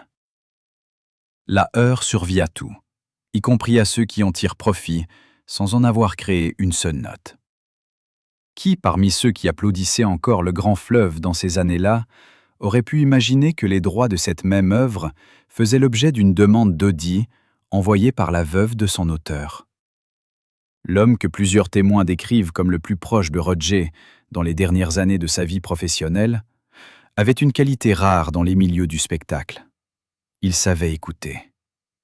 Pas écouter pour répondre, mais écouter pour retenir. Il mémorisait les inquiétudes, les confidences, les moments de doute. Et cette mémoire, dans les mains d'un homme sans scrupules, peut devenir une arme d'une précision redoutable. Selon un témoignage recueilli par l'avocat de Mary, cet homme aurait eu accès, à un moment ou un autre, à des informations que Roger lui avait confiées dans un contexte privé. Des informations sur ses peurs financières, ses doutes sur certains contrats, ses soupçons naissants. Ces informations auraient ensuite circulé dans des cercles professionnels, présentées non pas comme des confidences trahies, mais comme des preuves de l'instabilité de Roger, de son incapacité à gérer ses propres affaires. Le mécanisme est d'une efficacité froide. On écoute l'artiste se plaindre, on utilise ses plaintes pour le discréditer. Et le discrédit sert à justifier que d'autres continuent de gérer à sa place. Mary apprit l'existence de ces conversations indirectement, par une phrase glissée lors d'une déjeuner professionnelle où quelqu'un, croyant bien faire, lui dit que Roger avait lui-même reconnu, devant plusieurs personnes, qu'il ne comprenait pas ses propres finances. Cette phrase était présentée comme une explication bienveillante. Mary l'a reçue comme un coup, parce qu'elle savait, elle, ce que Roger comprenait et ce qu'il ne comprenait pas. Elle savait qu'il pouvait être distrait, impulsif, parfois négligent avec les détails administratifs. Mais elle savait aussi qu'il n'était pas stupide, et que ses questions sur les comptes n'étaient pas de la confusion, c'était de la méfiance. Une méfiance que quelqu'un avait transformée en symptôme pour mieux l'ignorer. La trahison dans cette histoire n'a pas le visage spectaculaire des grandes trahisons de cinéma. Elle n'a pas de scène de confrontation, pas de cris dans un couloir, pas de porte qui claque. Elle a la forme d'une phrase répétée dans les bons endroits, d'une confidence retournée contre celui qui l'avait faite, d'une loyauté vendue non pas pour une somme précise, mais pour le maintien d'une position, d'un accès, d'une utilité. Celui qui avait trahi Roger n'avait peut-être pas eu besoin de signer un accord. Il avait juste choisi, à un moment décisif, de parler plutôt que de se taire. Et ce choix avait suffi à fermer des portes que Roger essayait d'ouvrir. Mary, en reconstituant cette chronologie, comprit que la trahison n'avait pas eu lieu en un jour. et s'était construite sur des années de petites décisions, de silences choisis, de loyauté progressivement déplacée. Et le plus douloureux n'était pas la trahison elle-même, mais le fait que Roger l'avait peut-être sentie sans jamais pouvoir la nommer. Ses plaisanteries sur les comptables qui devraient écrire des chansons tristes prenaient, avec le recul, une résonance différente. Ce n'était peut-être pas seulement de l'humour. C'était peut-être la seule façon qu'il avait trouvée de dire, sans accuser directement, que quelque chose dans son entourage sonnait faux. L'avocat de Mary demanda à rencontrer cet homme. La demande fut transmise. La réponse arriva par courrier, rédigé par un autre avocat, indiquant que son client était disponible pour une conversation informelle, mais ne souhaitait pas participer à une procédure formelle sans garantie préalable. Cette réponse, dans sa formulation même, était révélatrice. Un homme qui n'a rien à cacher ne demande pas de garantie avant de parler. Il parle. Mary lut la lettre 2 fois, puis la posa sur la pile des documents.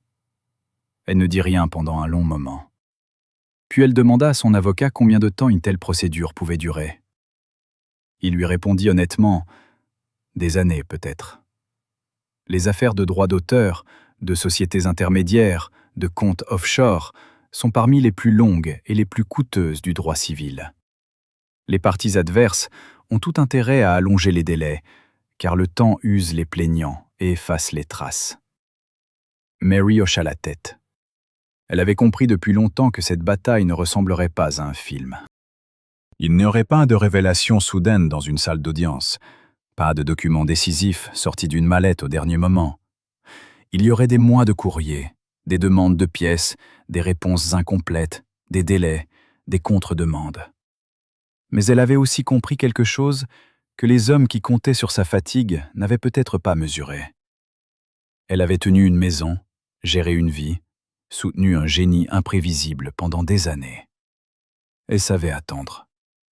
Elle savait aussi que les papiers, contrairement aux gens, ne vieillissent pas et ne changent pas de version. Les relevés de 1992 étaient là. Les mouvements vers des structures lointaines étaient là. L'agenda Bordeaux était là. Et la question qui traversait tout cela restait entière, simple, implacable. Où était allé l'argent du grand fleuve? Cette question, Mary ne la posait plus seulement pour elle. Elle la posait pour Roger, pour l'homme qui avait tracé des colonnes de chiffres dans un tiroir fermé, pour l'artiste qui avait senti le sol se dérober et n'avait pas trouvé les mots pour le dire assez fort. Et si les réponses tardaient encore, si les portes restaient fermées, si les courriers continuaient d'arriver rédigés par des avocats plutôt que par des hommes capables de regarder en face, alors le silence lui-même deviendrait une réponse. Pensez-vous qu'une femme seule, armée de relevés bancaires et d'un agenda à la couverture Bordeaux, pouvait vraiment faire reculer un système construit pour résister à exactement ce genre de questions? 3 semaines avant son hospitalisation définitive, un homme se présenta chez Roger sans rendez-vous. La personne chargée d'écarter les visiteurs indésirables avait reçu, selon un proche de l'entourage, l'instruction de laisser entrer cet homme sans poser de questions. On demanda aux autres présents dans la maison de patienter dans une autre pièce. La porte du bureau se referma. Puis les voix montèrent. Pas des cris, mais cette tension particulière des confrontations entre hommes qui se connaissent depuis longtemps et n'ont plus rien à se cacher. Quand la porte s'ouvrit enfin, l'homme repartit sans croiser le regard de personne. Roger, lui, demanda un verre d'eau froide et s'assit dans le salon sans prononcer une seule phrase pendant ce qui parut être une durée insupportable. Qui était cet homme? Que lui avait-il apporté dans cette maison ce jour-là?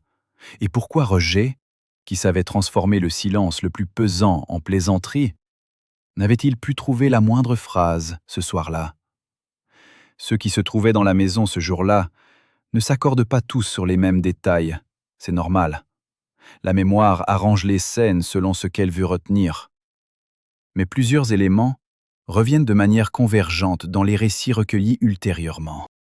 L'homme portait une serviette, plus petite et plus plate que celle des visiteurs ordinaires, comme si elle ne contenait que des feuilles de papier et rien d'autre. Il n'avait pas accepté de café, Il n'avait pas regardé les photos accrochées dans le couloir, ces photos que les visiteurs regardaient presque toujours avec un intérêt poli. Il était venu pour une chose précise, et il repartit avec la même serviette, sans en avoir sorti le contenu visible. Ce détail est important. Si cet homme était venu remettre quelque chose à Roger, la serviette serait repartie plus légère. Elle ne l'était pas. Ce qu'il l'avait montré à Roger, il l'avait remporté. Peut-être des relevés comparatifs, peut-être des documents qui ne devaient pas rester dans la maison, peut-être la preuve concrète, noir sur blanc, de ce que Roger avait passé des mois à essayer de reconstituer dans les colonnes de son agenda Bordeaux. Après cette visite, Roger changea de manière perceptible pour ceux qui le côtoyaient. Pas brutalement, pas de manière spectaculaire. Mais ces nouveaux silences avaient une texture différente de ses absences habituelles. Il ressemblait moins à la rêverie d'un compositeur qu'à la réflexion d'un homme qui vient de comprendre quelque chose qu'il aurait préféré ne jamais savoir. Il appela son avocat personnel, non pas celui de Mary, mais un homme qu'il connaissait depuis des années, basé dans une autre ville, sans lien avec les cercles du spectacle new-yorkais. Selon ce que cet avocat accepta de révéler bien plus tard, Roger avait voulu savoir si une procuration signée plusieurs années auparavant pouvait être rétractée et dans quelles conditions. La conversation avait été brève et technique. Roger avait raccroché sans donner suite immédiatement. On ne s'interroge pas sur la rétractation d'une procuration par curiosité abstraite. On pose cette question quand on réalise que quelqu'un l'utilise d'une manière qu'on n'avait pas prévue ni acceptée. Roger avait-il enfin vu, grâce à ce visiteur mystérieux, ce que cette procuration permettait concrètement depuis des années? Et s'il avait voulu la rétracter, pourquoi ne l'avait-il pas fait dans les semaines qui ont suivi? La réponse se trouve peut-être dans l'état de santé qui se détériora rapidement après cette visite. Peut-être dans la fatigue d'un homme qui sentait que la bataille administrative serait longue et que son corps ne lui en laisserait plus le temps. Peut-être aussi dans cette pression silencieuse que les témoins décrivent autour de lui, cette manière qu'avaient certains membres de son entourage professionnel de décourager toute agitation, toute confrontation, tout ce qui aurait pu ressembler à un règlement de compte public. Un artiste de cette génération avait appris à ne pas étaler ses conflits. Le milieu du spectacle punissait ceux qui se plaignaient trop fort, et Roger le savait depuis suffisamment longtemps pour ne pas l'avoir oublié. Avait-il choisi de se taire pour protéger sa légende? Ou bien quelqu'un lui avait-il clairement indiqué, lors de cette réunion à porte fermée, que rendre l'affaire publique aurait des conséquences qu'il préférerait éviter? On évoquait dans les reconstructions faites à partir des documents que l'avocat de Mary avait pu assembler, un numéro d'immatriculation inscrit sur un document extrait d'une liasse de papiers administratifs. Ce numéro aurait correspondu à une société enregistrée dans une juridiction lointaine à laquelle le nom de Roger Miller n'était lié par aucun document public visible. Pas une société de production connue, pas une maison d'édition musicale identifiable. Une structure dont l'objet social évoquait la gestion de droits et participations diverses dans les secteurs culturels. Une description si large qu'elle pouvait englober n'importe quoi, et c'était peut-être précisément le but. Une structure sans visage, sans adresse facilement accessible, sans lien apparent avec le grand fleuve ou avec Nashville. Et pourtant, des montants y auraient transité, selon les documents que l'avocat de Mary était parvenu à assembler. Des documents dont la portée juridique resta toujours disputée. L'avocat avait transmis ces informations à un spécialiste des structures financières internationales. Ce spécialiste avait indiqué prudemment que ce type de montage était courant dans les années 80 et 90 pour des artistes dont les revenus transitaient par plusieurs pays simultanément. Courant ne voulait pas dire légal dans tous ses aspects. Et courant ne voulait surtout pas dire que l'artiste en avait eu connaissance ou avait donné son accord explicite et éclairé. Ce que cette structure permettait, en théorie, était d'une simplicité déconcertante. Des droits générés par des représentations théâtrales pouvaient transiter par une société intermédiaire avant d'être redistribués. La société intermédiaire prélevait une commission, présentée comme des frais de gestion. Et si cette commission était excessive ou non justifiée contractuellement, personne ne le savait facilement, parce que l'artiste ne recevait qu'un montant final, sans tableau détaillé des étapes intermédiaires. Pour que ce mécanisme fonctionne sans alarmer quiconque, plusieurs conditions devaient être réunies. Il fallait que l'artiste ne demande pas trop de détails sur les flux. Il fallait qu'un intermédiaire de confiance serve de tampon entre l'artiste et la structure. Et il fallait que les contrats signés contiennent des clauses suffisamment vagues pour que le prélèvement soit habillé en frais standards, en retenue légitime, en ajustements contractuels normaux. Roger Miller réunissait ces conditions, pas par stupidité, mais par la confiance accumulée de longues années et par l'épuisement d'une carrière intense. Il avait signé des documents que des hommes compétents lui présentaient comme des formalités, et la délégation avait ouvert une porte que d'autres avaient utilisée avec une régularité méthodique. Ce qui est troublant, dans les reconstructions faites à partir des documents accessibles, c'est la précision du mécanisme. Ce n'est pas le pillage brutal et visible. C'est l'érosion régulière, invisible sur une facture isolée, mais considérable sur 7 années de succès.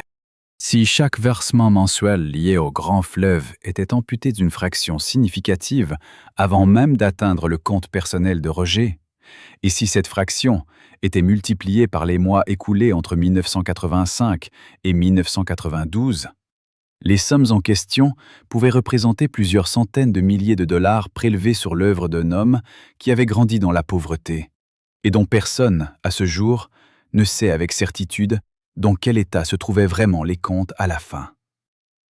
Mary avait regardé ces chiffres longuement, avec la même attention que Roger avait regardé ses propres colonnes dans l'agenda Bordeaux. La vérité financière d'une telle situation est une chose. La vérité judiciaire en est une autre. Beaucoup plus difficile à établir, beaucoup plus longue à construire, beaucoup plus douloureuse à défendre face à des gens qui ont le temps, l'argent et les avocats de leur côté. La structure fantôme, comme Mary l'appelait dans ses notes. Cette désignation est celle des reconstructions ultérieures, pas d'un document officiel, aurait continué d'exister sur le papier pendant plusieurs années après la mort de Roger. Selon certaines versions recueillies par l'entourage de Mary, elle aurait été dissoute peu après que l'audit eut mis en évidence son existence. Sa dissolution, si elle eut lieu dans ces circonstances, ne donna lieu à aucune procédure judiciaire visible. Les avoirs qu'elle avait peut-être abrités restèrent dans une zone d'ombre que la loi n'éclaira jamais complètement. Une structure que l'on dissout au moment précis où une enquête commence à s'y intéresser dit quelque chose, même sans parole. Et si la disparition de cette société n'était pas une fuite, à quoi d'autre pourrait-elle ressembler? 5 personnes auraient su. Pas davantage, pas moins. C'est du moins ce que l'une d'elles aurait fini par laisser entendre des années plus tard dans une conversation privée rapportée à l'avocat de Mary par un intermédiaire dont le témoignage ne fut jamais formellement vérifié. 5 personnes qui gravitaient autour des finances du grand fleuve avec des titres différents, des rôles officiels différents, mais une connaissance commune de ce qui se passait vraiment derrière les tableaux de chiffres présentés à Roger. Il y avait un représentant de la société de production dont le rôle consistait officiellement à superviser les paiements liés aux représentations théâtrales. Il y avait un expert comptable lié à cette même société par un contrat de longue date. Il y avait un homme de loi, spécialisé dans les droits d'auteur, dont le cabinet représentait à la fois la production et, formellement, les intérêts de Roger. Une situation de conflit d'intérêts dont Roger n'avait peut-être jamais mesuré toute la portée. Il y avait un gestionnaire de compte dans une institution bancaire qui traitait des virements internationaux avec une discrétion remarquable.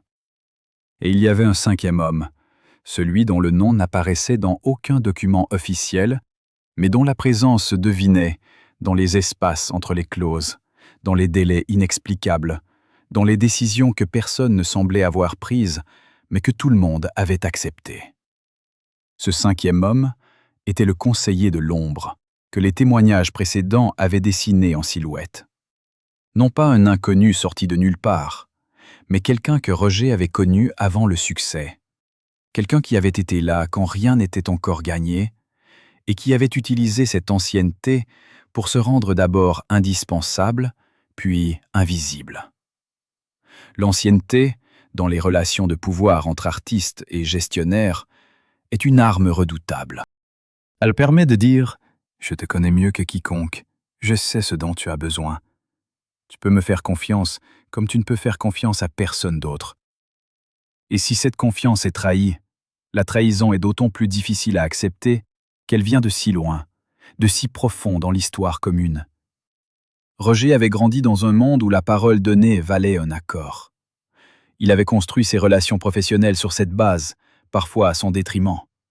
Il avait signé des actes parce que des gens lui avaient dit que ça irait bien. Et il les avait crus, parce qu'il les connaissait depuis assez longtemps pour ne plus voir ce qu'ils étaient devenus. Le plan, si l'on peut appeler ainsi une série de décisions construites progressivement, reposait sur une mécanique simple. Les revenus du grand fleuve étaient réels. Ils arrivaient régulièrement.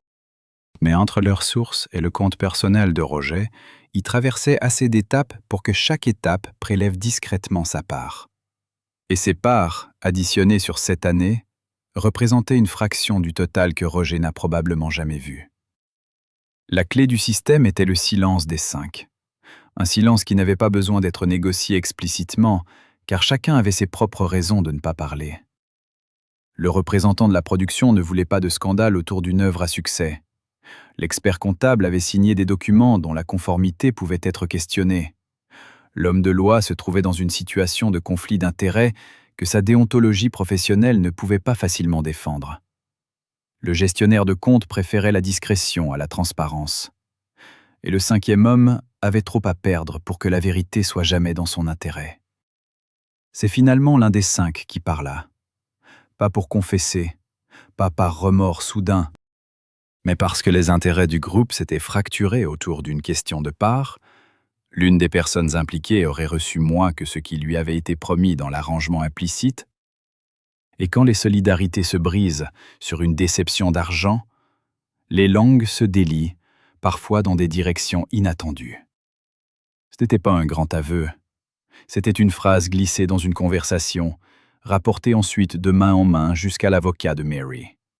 Une phrase qui confirmait que les décisions concernant les comptes de Roger n'avaient pas toutes été prises avec son accord explicite, que certaines opérations avaient été justifiées après coup plutôt qu'autorisées avant, et que la structure intermédiaire identifiée dans le dit n'était pas une coïncidence administrative.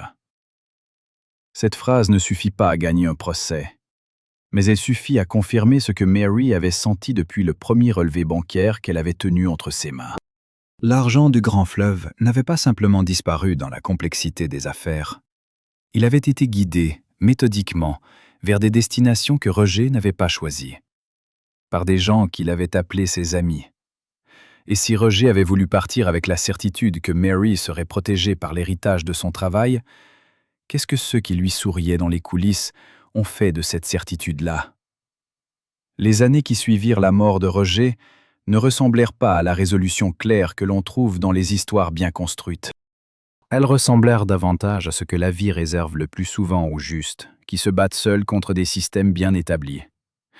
Des avancées partielles, des portes entrebâillées qui se referment, des documents obtenus au terme de démarches épuisantes, et une vérité qui n'arriva jamais complète, jamais dans une salle d'audience devant des caméras, mais par fragments, par bribes, par phrases glissées dans des conversations que personne n'avait prévues.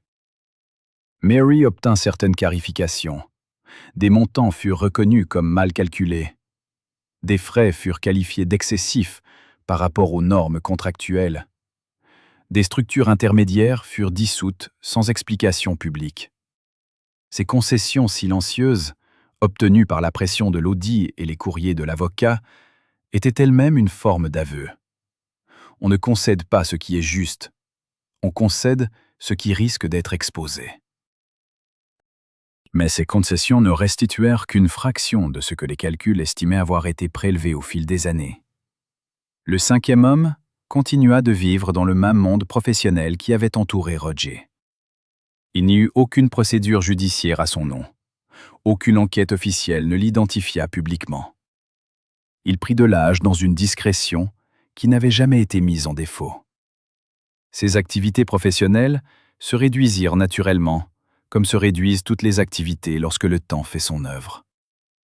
Et cette invisibilité, pour Mary, était peut-être la partie la plus difficile à accepter.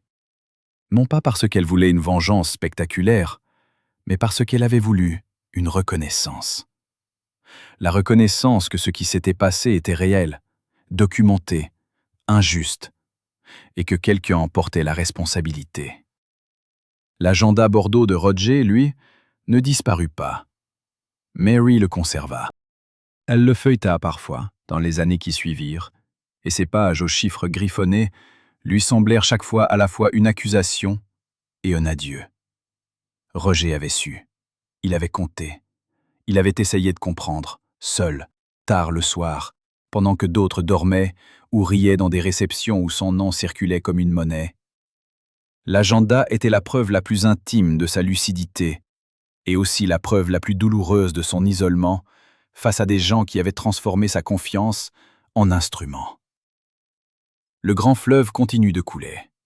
La comédie musicale inspirée des aventures de Huck Finn a connu des reprises, des productions régionales, des mises en scène universitaires. La musique de Roger continue d'être entendue sur des scènes où des spectateurs qui ne savent rien de tout cela applaudissent des notes qu'il a écrites dans les années où il cherchait encore à comprendre où partait son argent. Cette persistance de l'œuvre est à la fois la plus belle et la plus cruelle des ironies. Un homme peut être dépossédé de sa fortune, de ses papiers, de ses certitudes, et sa musique, elle, continue de traverser le temps sans lui demander la permission. Elle appartient à ceux qui l'écoutent avant d'appartenir à ceux qui en gèrent les droits. Mais les questions restent ouvertes. Elles resteront peut-être toujours ouvertes, parce que les personnes qui auraient pu y répondre ont choisi le silence, et parce que les documents qui auraient pu les contraindre à parler sont dispersés entre des archives privées, des registres de juridictions lointaines et le fond de tiroir que personne n'a le pouvoir légal d'ouvrir de force. Combien d'argent a vraiment disparu?